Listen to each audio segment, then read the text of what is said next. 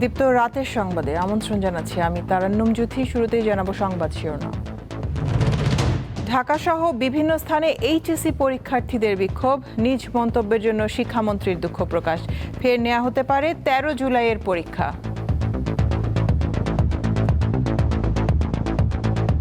আমার ব্যক্তিগত মন্তব্য সেটি নিয়ে অনেকেই আপত্তি করেছেন। সেই ব্যাপারে বলতে চাই, আমি কাউকে উদ্দেশ্য প্রণোদিতভাবে কিছু বলি নাই। যদি কেউ আহত হয়ে থাকে, সিম্পলি আমি দুঃখ প্রকাশ করছি। সারা দেশে বৃষ্টি অনেকটাই কমেছে। শুক্রবার থেকে ভারী বর্ষণের পূর্বাভাস। বন্যায় সবচেয়ে বেশি ক্ষতিগ্রস্ত কৃষিখাত, লোকসানে দিশেহারা কৃষক। টাকা লোন নিয়ে এগুলো করছি, এখন এগুলো সবগুলা বেশি গেছে। আর মনে করেন আমার 1,20,000 টাকা গেছে। স্টার্টআপ উদ্যোক্তা পাবেন 5 লাখ থেকে 5 কোটি টাকা পর্যন্ত সহযোগিতা, জানালেন প্রধানমন্ত্রী। নতুন প্রজন্মই দেশকে এগিয়ে নেবে বলে মন্তব্য।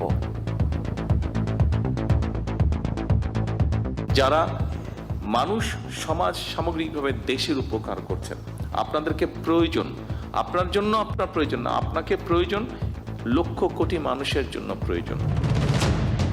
আসিয়ানের সদস্য পদ পেতে বাংলাদেশের জোর প্রচেষ্টা। চীন ও মালয়েশিয়ার সমর্থনকে কাজে লাগানোর পরামর্শ, খুলবে বাণিজ্যের নতুন দুয়ার।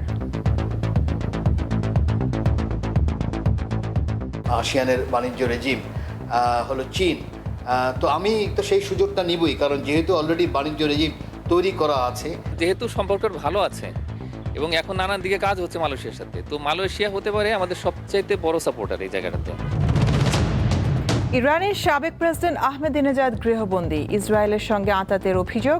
খামেনি হত্যার প্রতিশোধ নিতে হিট লিস্টে 13 নেতা।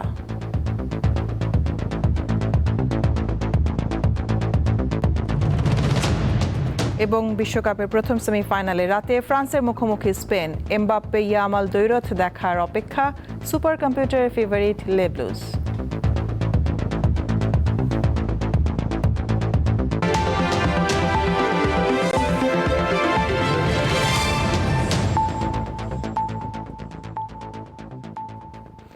নিজের বক্তব্যের জন্য জাতীয় সংসদে দুঃখ প্রকাশ করেছেন শিক্ষামন্ত্রী এহসানুল হক মিলন। সন্ধ্যায় জাতীয় সংসদে একটি বিলের উপর বক্তব্য দিতে গিয়ে শিক্ষামন্ত্রী আরও জানান, উচ্চ মাধ্যমিকের পদার্থবিজ্ঞান, হিসাব বিজ্ঞান ও যুক্তিবিদ্যা পরীক্ষা আবার নেওয়ার ব্যবস্থা করা যাবে। গতকালকে যে ফিজিক্স সেকেন্ড পেপার পরীক্ষা হয়েছে, হিসাব বিজ্ঞান এবং যুক্তিবিদ্যা, এই পরীক্ষার সময় বৃষ্টি ছিল, অনেকেই ভিজেছে এবং পরীক্ষা সঠিকভাবে দিতে পারেনি, এই ধরনের কমপ্লেইন এসছে। আমরা যদিও সবসময় পর্যবেক্ষণের মধ্যেই ছিলাম, তারপরও শিক্ষার্থীদের দাবি এসছে এই পরীক্ষাটি নিয়ে। ইতিমধ্যে বন্যার কারণে আমরা চিটাং বোর্ডের প্রত্যেকটি জেলার পরীক্ষা বন্ধ করে দিয়েছি এবং আমাদেরকে পুনরায় পরীক্ষা নিতেই হবে। এই ক্ষেত্রে আমরা ভেবেচিন্তে দেখেছি যে চিটাং বোর্ডের পরীক্ষা আরেকটি প্রশ্নপত্রের সেটে যখন আমরা নিতে যাব ফিজিক্স সেকেন্ড পেপার, যুক্তিবিদ্যা এবং হিসাব বিজ্ঞান, সেই সময়ে আমরা এই পরীক্ষাটি পুনরায় নেওয়ার ব্যবস্থা করতে পারবো ইনশাআল্লাহ। তাছাড়া আমার ব্যক্তিগত মন্তব্য সেটি নিয়ে অনেকেই আপত্তি করেছেন। সেই ব্যাপারে বলতে চাই, আমি কাউকে উদ্দেশ্য প্রণোদিতভাবে কিছু বলি নাই। যদি কেউ আহত হয়ে থাকে, সিম্পলি আমি দুঃখ প্রকাশ করছি। এদিকে আজকের মতো অবরোধ কর্মসূচি প্রত্যাহারের ঘোষণা দিয়েছেন শিক্ষার্থীরা। রাতের মধ্যে বুধবারের এইচএসসি পরীক্ষা স্থগিতের ঘোষণা না এলে কাল সারা দেশে একযোগে লং মার্চ টু শিক্ষা মন্ত্রণালয় কর্মসূচি পালনের ঘোষণা দিয়েছেন আন্দোলনকারীরা। রাতে এক ব্রিফিংয়ে এই ঘোষণা দেয়া হয়। এর আগে শিক্ষামন্ত্রীর পদত্যাগ দাবিতে সংসদ ভবন এলাকায় অবস্থান নেন এইচএসসি ও সমমানের পরীক্ষার্থীরা। সেখানে কিছুক্ষণ বিক্ষোভ করেন তারা। পরে সংসদে শিক্ষামন্ত্রীর দুঃখ প্রকাশ ও পরীক্ষা পেছানোর আশ্বাসের পর শিক্ষার্থীদের পক্ষ থেকে অবরোধ কর্মসূচি প্রত্যাহার করা হয়।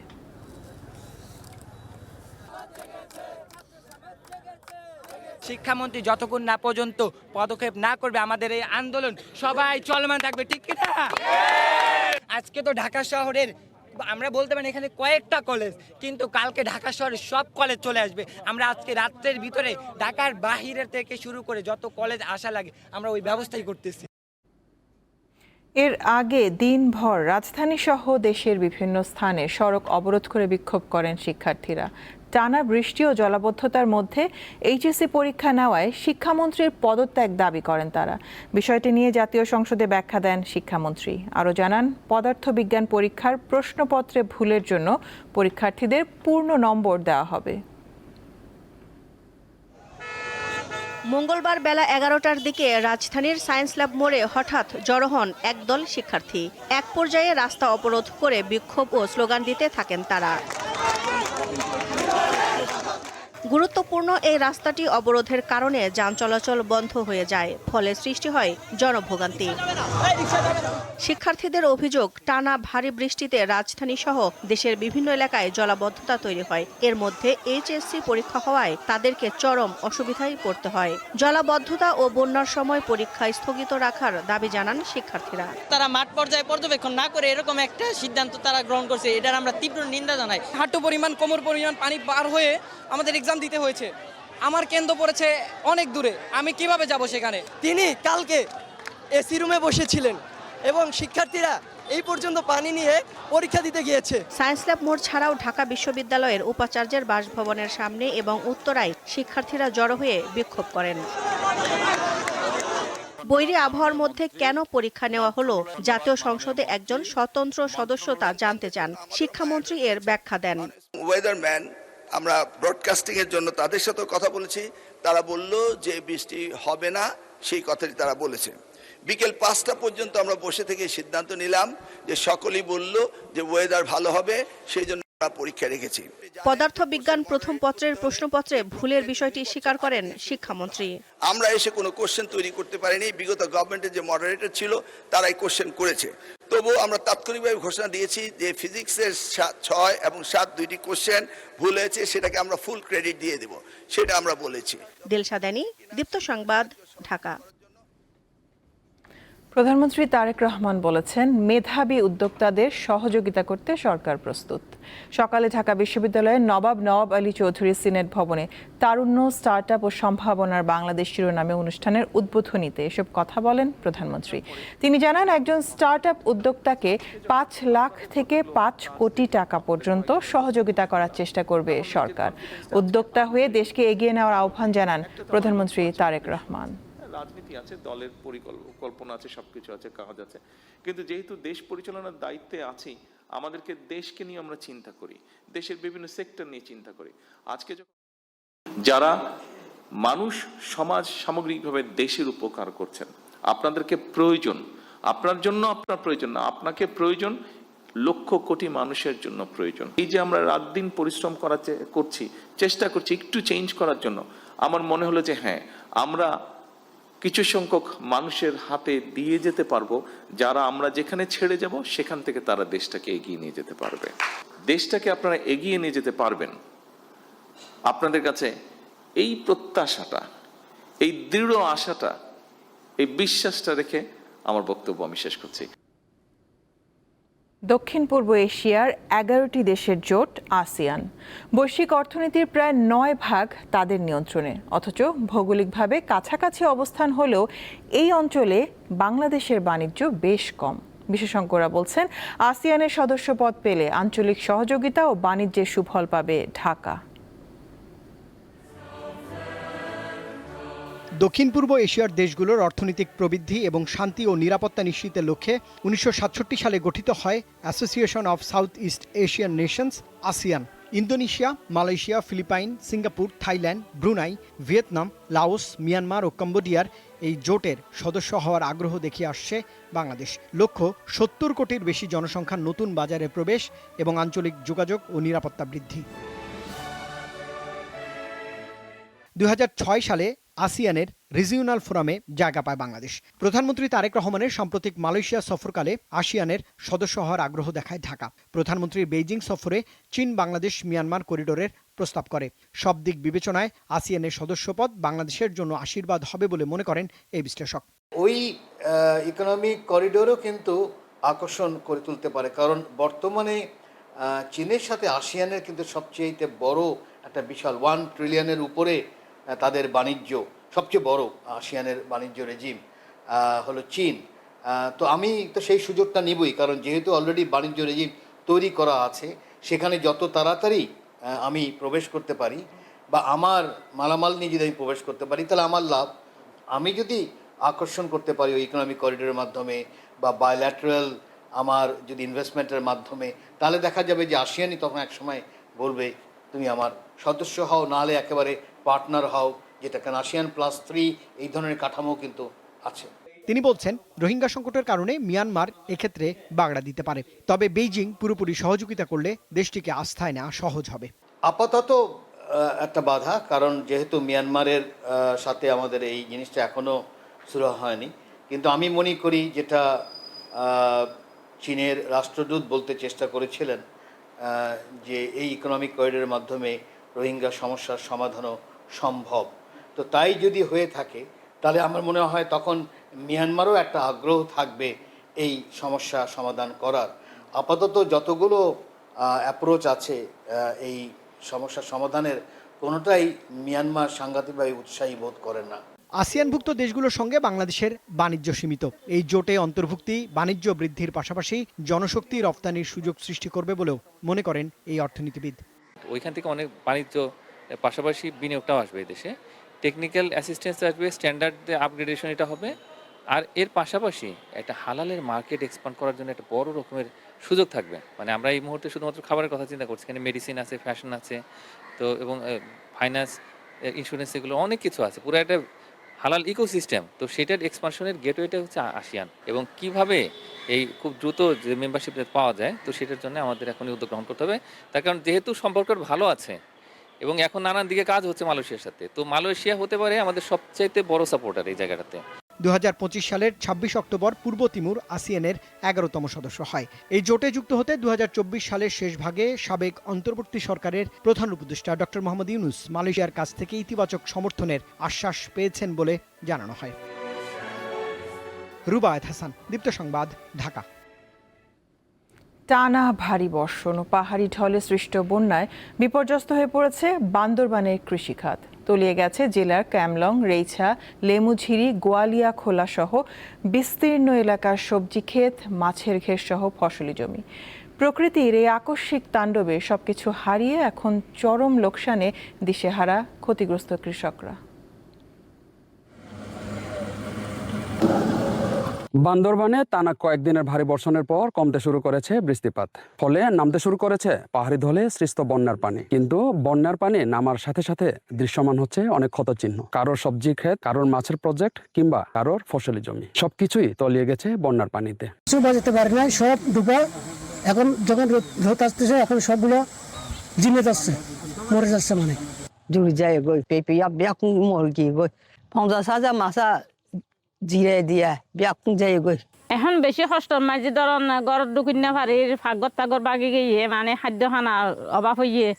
বরবটি খেতি, লাউ খেতি, মিষ্টি কুদু, পাতা খেতি, সৈন খেতি, বিভিন্ন খেতি করে সব ডুবাই গেছে।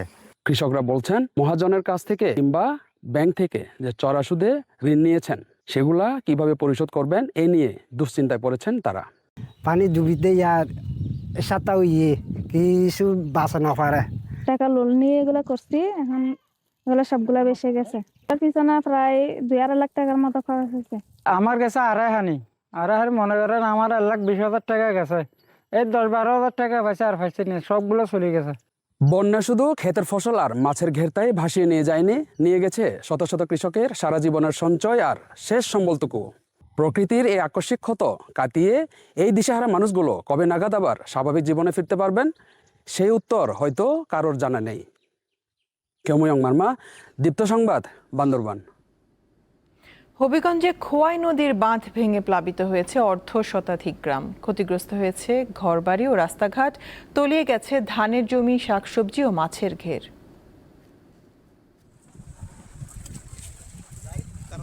হবিগঞ্জ সদর উপজেলার লস্করপুর ইউনিয়নের কালীগঞ্জের খোয়াই নদীর এই বাঁধ ভেঙে প্রায় অর্ধশতাধিক গ্রাম প্লাবিত হয়। গত 3 দিন ধরে সাধারণ মানুষ ভোগান্তি পোহাচ্ছেন। বন্যার পানিতে তলিয়ে গেছে অর্ধলক্ষাধিক মানুষের ঘরবাড়ি। বিশেষ করে যত দিন অতিবাহিত হচ্ছে, ক্ষতির পরিমাণ ততই বাড়ছে। আমার ঘর ভান্নে ভাঙ্গা দিছে, ভাঙ্গায় আমার ঘর ফিরা দিছে গিয়া, মাল চাবানা কিছু পার হচ্ছে, কিছু রয়েছে। নিজেরও 4-5টা ভিজে গেছিল, কিছু করছি, এটা সব তা বুঝা গেছে ভাই। বাঙ্গা হাওয়াটা ওই ভালো বেসনে দেয়া ওই বাঙ্গাটা দেওয়াইছে। প্রায় ৪৭ বছরের জীবনে এই ধরনের পানি আমি দেখি নাই। এত পানির এত স্রোত এবং মানুষের ঘরের ভিতরে পানি উঠিয়া মানুষের যে কাঁচা ঘরগুলি ছিল এই কাঁচা ঘরগুলি বাইরে গেছে। ঘরের ভিতরে ঢুকতে পারি না, পানি গলা পানি। এখন আমি বেড়া দিয়ে দিতাম তফিক আল্লাহ আমার দিছি না, 2টা মেয়ে লই আমি অসাহার। খোয়াই বাঁধ নির্মাণের মেরামতের উদ্যোগের কথা জানালেও 4 দিন অতিবাহিত হলো এখন পর্যন্ত পানি উন্নয়ন বোর্ড কোনো কার্যকর পদক্ষেপ গ্রহণ করছে না। সংশ্লিষ্ট কর্তৃপক্ষরা আমাদের জানিয়েছেন হবিগঞ্জ সদর উপজেলার লস্করপুর ইউনিয়নে বন্যার দুর্গতদের প্রায় 20 কোটি টাকার ক্ষয়ক্ষতি হয়েছে। বন্যার পানিতে ভেসে গেছে মাছের ঘের, শাকসবজি, আউশ ধানের জমি এবং বাড়িঘর বিলীন হয়েছে। এতে করে সাধারণ মানুষ অনেকটাই দুশ্চিন্তায় পড়েছেন। কিভাবে ক্ষতি পুষিয়ে উঠবেন এ নিয়ে তাদের মাথায় এখন চিন্তার বাজ। ক্ষতি পুষিয়ে উঠতে সরকারি সহযোগিতা চেয়েছেন বন্যা দুর্গতরা। আকলাস আহমেদ প্রিয়, দীপ্ত সংবাদ, হবিগঞ্জ। শেষ হতে চলেছে আষাঢ়, আর একদিন পরই শুরু হবে শ্রাবণ। এরই মধ্যে বর্ষাবাহী মৌসুমি বায়ু সারা দেশে সক্রিয় হয়ে উঠেছে। ঢাকায় মঙ্গলবার ভারী বৃষ্টি না হলেও সারাদিন ছিল মেঘলা। আবহাওয়া অধিদপ্তর জানায় আগামী 2 দিন বৃষ্টির তীব্রতা কিছুটা কমতে পারে, তবে শুক্রবার থেকে আবারও ভারী বর্ষণের প্রবণতা বাড়ার আশঙ্কা রয়েছে। এছাড়া চলতি জুলাই মাসের শেষের দিকে আরও একটি লঘুচাপের সম্ভাবনা আছে।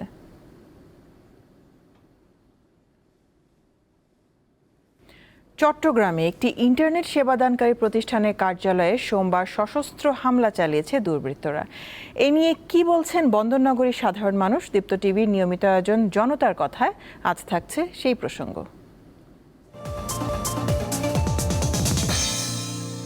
এককালীন 2 কোটি টাকা, প্রতি মাসে 10 লাখ টাকা, এমন হুমকি মুঠোফোনে দিয়েছেন শীর্ষ সন্ত্রাসী ডেভিড ইমন। হুমকির ঠিক 2 দিন পরে এখানে ভাঙচুর করা হয় চট্টগ্রামের ডিডিএন ইন্টারনেট সেবা প্রতিষ্ঠানে। সেই ভাঙচুরের ঘটনার পর পুরো চট্টগ্রামের মানুষের মধ্যে একটি আতঙ্ক দেখা দিয়েছে।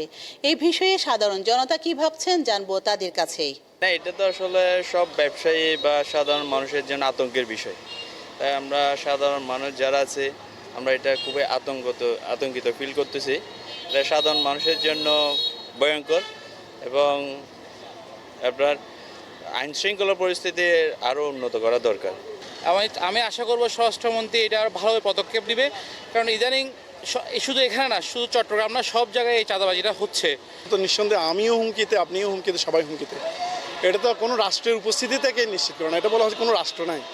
এটার কারণ হচ্ছে এটা দীর্ঘদিনের একটা চর্চা। নাম শুনছি ডেভিড ইমন, এখন চিনি না, দেখা হয়নি কোনোদিন। বাকিটা যদি পুলিশে কোনোদিন অ্যারেস্ট করতে পারে তখন দেখবো। নিরাপদ না এখন বাংলাদেশে, ব্যবসায়ী এখন কোনো ব্যবসায়ী নিরাপদ না। আমারও ব্যবসা আছে, নিরাপত্তা ফিল করতেছি না। এটা তো আসলে শুধু ইন্টারনেট বিজনেস না, আরও দেশে আপাত জনগণ যারা ব্যবসা বাণিজ্য করে সবার জন্য এটা হুমকিজনক। আসলে এখন হচ্ছে দিনে দুপুরে আসি, ওরা আমাদের হামলা করলো অতর্কিতভাবে। যেমন এটা তো মনে রাতের বলে হলে একটা কথা হইতো, বা উনি দিনে দুপুরে এসে দুপুর 12টা বাজে আমার অতর্কিত হামলা করলো আমাদেরকে। আসলে মানুষের নিরাপত্তাটা কোথায়? দিন দুপুরে একদম মানে সচক্ষে অফিস চলাকালীন যে ঘটনাটা ঘটলো আসলে মেনে নেওয়ার মতো না। ইরানের সাবেক প্রেসিডেন্ট মাহমুদ আহমেদিনেজাদকে গৃহবন্দী করার খবর জানিয়েছে দেশটির বিভিন্ন গণমাধ্যম। ইসরায়েলের সঙ্গে গোপন আতাতের অভিযোগ উঠেছে তার বিরুদ্ধে, যদিও এই অভিযোগ সরাসরি অস্বীকার করেছেন তিনি। এদিকে টানা 3য় রাতে ইরানে হামলা চালিয়েছে যুক্তরাষ্ট্র, জবাবে পাল্টা হামলা চালাচ্ছে তেহরান। একসময় প্রকাশ্যে ইসরায়েলকে পৃথিবীর মানচিত্র থেকে মুছে ফেলার হুমকি দিয়েছেন ইরানের সাবেক প্রেসিডেন্ট মাহমুদ আহমেদিনেজাদ। এবার তার বিরুদ্ধেই উঠেছে ইসরায়েলের গোয়েন্দা সংস্থা মোসাদের সঙ্গে গোপন যোগাযোগের অভিযোগ। যুক্তরাষ্ট্রের গোয়েন্দাদের বরাতে সোমবার এক প্রতিবেদনে নিউ ইয়র্ক টাইমস জানিয়েছে আহমেদিনেজাদকে ঘিরে ইরানের সরকার পরিবর্তনের পরিকল্পনা করেছিল ইসরায়েল, যার ধারাবাহিকতায় তাকে গৃহবন্দী করা হয়েছে বলে গণমাধ্যমের প্রতিবেদনে দাবি করা হলেও আনুষ্ঠানিক বক্তব্য দেয়নি তেহরান। তবে মোসাদের সঙ্গে যোগাযোগ এবং গৃহবন্দী থাকার খবর নাকচ করেছেন ইরানের সাবেক প্রেসিডেন্ট। নিউ ইয়র্ক টাইমসের প্রতিবেদনকে মিথ্যা ও মনগড়া দাবি করে তার কার্যালয় বলছে, জনগণকে বিভ্রান্ত করা এবং ইরানের অভ্যন্তরে বিভেদ তৈরির উদ্দেশ্যেই এমন খবর প্রকাশ করা হয়েছে।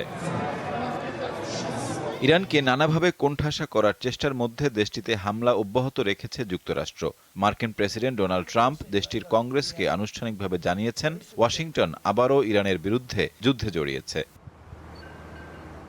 পাল্টা হিসেবে সংযুক্ত আরব আমিরাতের একাধিক তেলবাহী জাহাজে হামলার দাবি করেছে ইরানের ইসলামী বিপ্লবী গার্ড বাহিনী। এছাড়াও জর্ডান ও বাহরাইনে অবস্থিত একাধিক মার্কিন স্থাপনায় হামলার তথ্য জানিয়েছে আইআরজিসি।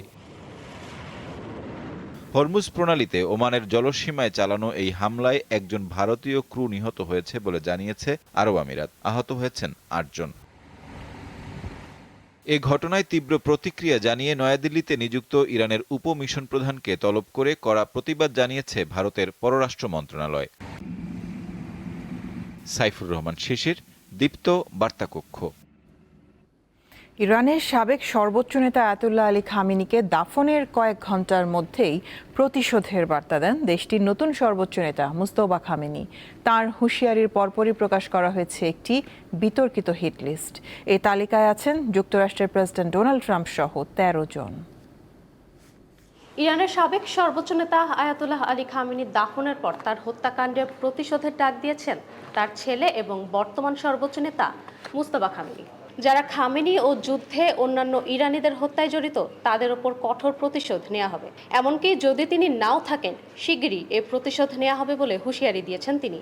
মোস্তফা খামেনির হুঁশিয়ারির পরপর তেহরানের রাষ্ট্রঘনিষ্ঠ এক গণমাধ্যমে যুক্তরাষ্ট্র, ইসরায়েল ও ইউরোপের ১৩ জন শীর্ষ রাজনৈতিক নেতার ছবি ও নাম সংবলিত একটি টার্গেট তালিকা প্রকাশ করা হয়েছে। সেখানে প্রতিশোধের আহ্বান সংবলিত বার্তা তুলে ধরা হয়েছে।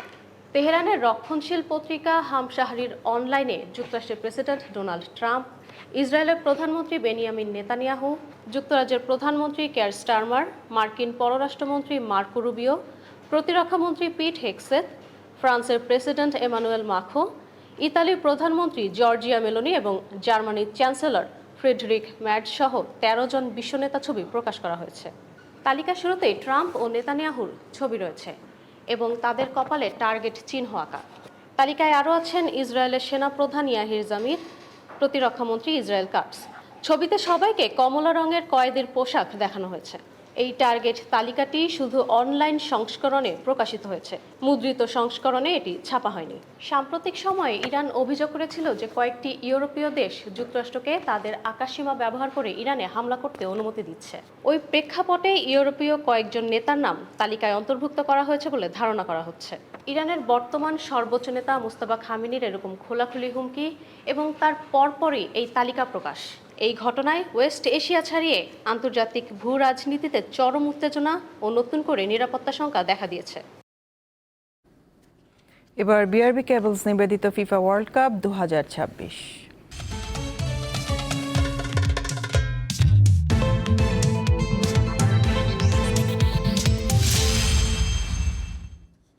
বিশ্বকাপ ফুটবলের প্রথম সেমিফাইনাল শুরু আর কয়েক ঘন্টা পরই। বাংলাদেশ সময় রাত ১টায় মুখোমুখি হবে ইউরোপের দুই পরাশক্তি ফ্রান্স ও স্পেন। টুর্নামেন্টের অন্যতম দুই ফেভারিটের এই লড়াই ঘিরে ফুটবল বিশ্বে এখন তুমুল উত্তেজনা। কিছু সেমিফাইনাল পরের ধাপের যাওয়ার সিঁড়ি, আবার কিছু সেমিফাইনাল আছে যা ফাইনালেরই প্রতিচ্ছবি। স্পেন বনাম ফ্রান্স ম্যাচটিকে রাখা যায় দ্বিতীয় ক্যাটাগরিতে। এই লড়াইয়ের মূলে আছে খেলার ধরন, উত্তেজনা ও ইতিহাস। ফ্রান্স ও স্পেন ইউরোপের অন্যতম ফুটবল পরাশক্তি। শুধু মাঠের লড়াই নয়, খেলোয়াড়দের বাজার মূল্যের দিক থেকেও এটি হতে যাচ্ছে বিশ্বকাপ ইতিহাসের সবচেয়ে মূল্যবান সেমিফাইনাল। ক্লাব ফুটবলের সবচেয়ে দামি 5 ফুটবলারের 4 জনই খেলবেন এই সেমিতে। দুই দলের খেলোয়াড়দের সম্মিলিত বাজার মূল্য প্রায় $3 বিলিয়ন, যা বাংলাদেশি মুদ্রায় 37,000 কোটি টাকারও বেশি। কিলিয়ান এমবাপ্পে দুর্দান্ত ছন্দে রয়েছেন। কোয়ার্টার ফাইনালে গোড়ালির চোট নিয়ে মাঠ ছাড়লেও সেমিফাইনালে তিনি খেলবেন বলে আশা করা হচ্ছে। এ পর্যন্ত টুর্নামেন্টে 8 গোল করে তিনি গোল্ডেন বুটের দৌড়ে লিওনেল মেসির সঙ্গে যৌথভাবে শীর্ষে রয়েছেন। পরিসংখ্যান ভিত্তিক বিশ্লেষক প্রতিষ্ঠান অপরার সুপার কম্পিউটারের পূর্বাভাস অনুযায়ী স্পেনের চেয়ে এগিয়ে রয়েছে ফ্রান্স। এটি দেশটির 8ম বিশ্বকাপ সেমিফাইনাল। জার্মানি ও ব্রাজিলের পর টানা 3 বিশ্বকাপের ফাইনালে ওঠার সুযোগ তাদের সামনে। 2022 বিশ্বকাপে জাপানের কাছে হারের পর টানা 14 ম্যাচ অপরাজিত রয়েছে লা রোহারা। এই সময়ে তারা মাত্র 5টি গোল হজম করেছে। 2010 সালের পর এবারই দ্বিতীয়বারের মতো বিশ্বকাপের সেমিফাইনালে উঠেছে স্পেন। ফ্রান্সকে হারাতে পারলে ইউরোপের প্রথম দল হিসেবে বড় টুর্নামেন্টে টানা 8 নকআউট ম্যাচে জয়ের ইতিহাস গড়বে তারা। বিশ্বকাপে এটি হবে ফ্রান্স ও স্পেনের দ্বিতীয় সাক্ষাৎ। 2006 সালের শেষ ষোলোতে স্পেনের বিপক্ষে 3-1 গোলের জয় পেয়েছিল ফ্রান্স। ডালাসে ফ্রান্স স্পেনের আজকের ম্যাচে প্রধান রেফারি হিসেবে থাকবেন মধ্য আমেরিকার দেশ এল সালভাদরের ইভান বার্টন। পারভেজ খোকন, দীপ্ত স্পোর্টস। বিশ্বকাপ মঞ্চ এখন চূড়ান্ত রোমাঞ্চের অপেক্ষায়। একপাশে কিলিয়ান এমবাপ্পের আক্রমণের ঝড়, অন্য পাশে রদ্রি ইয়ামালদের নিখুঁত ছকে বোনা পাসিং ফুটবলের শৈল্পিক আভিজাত্য। ইউরোপের এই দুই জায়ান্ট স্পেন ও ফ্রান্সের লড়াই দেখার অপেক্ষা এখন। তৃতীয়বারের মতো বিশ্বকাপের ফাইনালে ওঠার স্বপ্নে বিভোর ফ্রান্স। জার্মানি ও ব্রাজিলের পর তৃতীয় দল হিসেবে এই কীর্তি গড়া খুব কাছে দাঁড়িয়ে দিদিয়ে দেশমের শিষ্যরা। ফরাসি আক্রমণ ভাগ যে কোনো রক্ষণ ভাগের জন্য এক বিভীষিকা। কিলিয়ান এমবাপ্পের গতি, ওসমান ডেম্বেলে, মাইকেল অলিসে ও দেজিরে দুইয়ের ক্ষিপ্রতা যেন এক অপ্রতিরোধ স্রোত। চলতি বিশ্বকাপে 8 গোল করে লিওনেল মেসির সঙ্গে যৌথভাবে গোল্ডেন বুটের লড়াই সবার উপরে আছেন ফরাসি অধিনায়ক এমবাপ্পে। তবে তাকে আটকানো গেলেও বাকিরা যে কোনো মুহূর্তে ম্যাচের ভাগ্য গড়ে দিতে পারেন। অন্যদিকে 2010 সালের পরে নিজেদের দ্বিতীয় বিশ্বকাপ ফাইনালে চোখ এখন স্পেনের। র্যাঙ্কিংয়ের 1 নম্বর বনাম 3-এর লড়াই কেবল দু দলের নয়, আসলে দুটি ভিন্ন ফুটবল দর্শনেরও মহাদ্বন্দ্ব। এমবাপ্পেদের ঝড় থামাতে স্প্যানিশদের প্রধান অস্ত্র হবে তাদের নিজস্ব ঘরনার ফুটবল। বল নিজেদের পায়ে রেখে ফরাসিদের ক্ষুধার্ত রাখা। চলতি বিশ্বকাপে বলের নিয়ন্ত্রণে অন্য সব দলের চেয়ে ঢের এগিয়ে তারা। টুর্নামেন্টের প্রথম 6 ম্যাচে মোট 4075টি পাস দিয়েছে স্পেন, গড় প্রতি ম্যাচে 679.2। এর বিপরীতে ফ্রান্স প্রতি ম্যাচে গড়ে 561.5টি পাস দিয়েছে, অর্থাৎ পাসের দিক থেকে ফ্রান্সের চেয়ে 21% এগিয়ে রয়েছে স্প্যানিশরা। পাস একুরেসিতেও স্পেনের সফলতার হার 91% আর ফরাসিদের 90%। ফাইনালে ওঠার স্বপ্ন জিয়ে রাখতে মাঝ মাঠে নিয়ন্ত্রণ নিজেদের হাতে রাখতে চাইবে লা রোজারা। রদ্রি আর পেদ্রির নিখুঁত পাসিং এর পাশাপাশি প্রতিপক্ষের প্রেস ভেঙে উইংয়ে থাকা বিস্ময় বালক লামিনে ইয়ামালের কাছে বল দ্রুত চালান করে দেওয়াই তাদের আসল কাজ। স্পেন পাসের ফুলঝড়ি ছড়ালেও প্রতিপক্ষের গোল পোস্টে আক্রমণ ও ফিনিশিংয়ের দিক থেকে যোজন যোজন এগিয়ে দিদিয়ে দেশমের ফ্রান্স। কোয়ার্টার ফাইনালে ফরাসিরা গোলবার বরাবর শট নিয়েছে 110টি, লক্ষ্যে থাকা 47টির মধ্যে গোল হয়েছে 16টি। 2 বছর আগে ইউরোপিয়ান চ্যাম্পিয়নশিপের সেমিফাইনালে 2-1 গোলে ফ্রান্সকে হারিয়েছিল স্পেন। এবার বিশ্বমঞ্চে ফ্রান্স কি তার প্রতিশোধ নেবে নাকি আবারও লাল রঙের উন্মাদনায় মাতবে ফুয়েন্তে শিষ্যরা, সেটি দেখার অপেক্ষায় বিশ্ব। মোহাম্মদ হাসিব, দীপ্ত স্পোর্টস।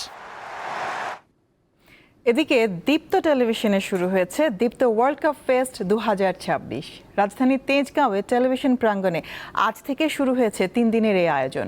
প্রথম দিনের খেলা শেষে সেমিফাইনাল নিশ্চিত করেছে ব্রেকিং নিউজ ওয়ারিয়ার্স, দীপ্ত ফিনিক্স, গোল্ডেন গ্ল্যাডিয়েটর্স ও ব্লু স্টর্ম। 8 দলের আসরের উদ্বোধনী ম্যাচে দীপ্ত রাইজিং স্টারকে টাই ব্রেকে 3-2 গোলে ব্যবধানে হারিয়েছে দীপ্ত ব্রেকিং নিউজ ওয়ারিয়ার্স। দ্বিতীয় ম্যাচে সিক্সেস হান্টারকে 1-0 গোলে হারিয়েছে দীপ্ত ফিনিক্স। গ্রিন লায়ন্সকে 4-0 গোলে হারিয়েছে গোল্ডেন গ্ল্যাডিয়েটর্স এবং শেষ ম্যাচে ক্যামেরা কিংসকে 1-0 গোলে হারিয়েছে ব্লু স্টর্ম। বুধবার অনুষ্ঠিত হবে আসরের 2টি সেমিফাইনাল আর বৃহস্পতিবার হবে ফাইনাল ম্যাচ।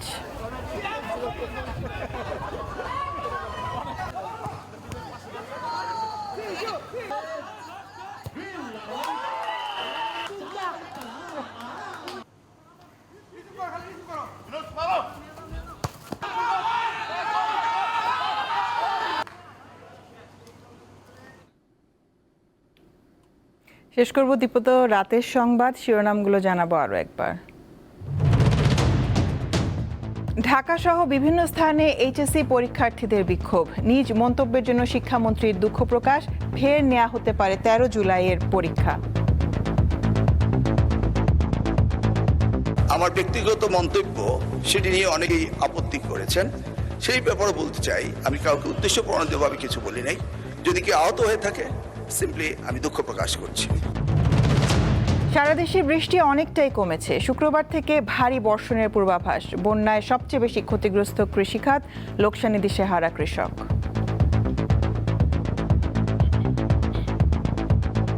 টাকা লোন নিয়ে এগুলা করছি, এখন এগুলা সবগুলা বেশি গেছে। আর মনে করেন আমার 1,20,000 টাকা গেছে। স্টার্টআপ উদ্যোক্তা পাবেন 5 লাখ থেকে 5 কোটি টাকা পর্যন্ত সহযোগিতা, জানালেন প্রধানমন্ত্রী। নতুন প্রজন্মই দেশকে এগিয়ে নেবে বলে মন্তব্য। যারা মানুষ, সমাজ, সামগ্রিকভাবে দেশের উপকার করছেন, আপনাদেরকে প্রয়োজন, আপনার জন্য আপনার প্রয়োজন না, আপনাকে প্রয়োজন, লক্ষ কোটি মানুষের জন্য প্রয়োজন। আসিয়ানের সদস্য পদ পেতে বাংলাদেশের জোর প্রচেষ্টা। চীন ও মালয়েশিয়ার সমর্থনকে কাজে লাগানোর পরামর্শ, খুলবে বাণিজ্যের নতুন দুয়ার।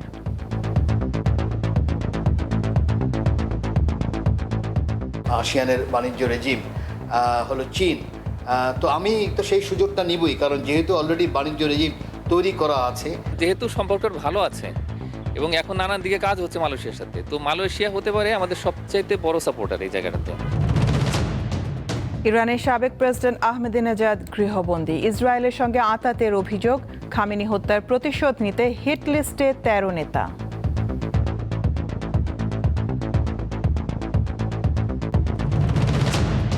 এবং বিশ্বকাপের প্রথম সেমিফাইনালে রাতে ফ্রান্সের মুখোমুখি স্পেন। এমবাপ্পে, ইয়ামাল দ্বৈরথ দেখার অপেক্ষা। সুপার কম্পিউটারের ফেভারিট লে ব্লুজ।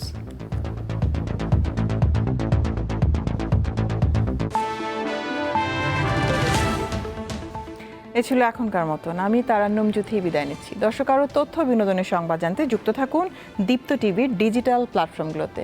এতক্ষণ সাথে থাকার জন্য ধন্যবাদ সবাইকে।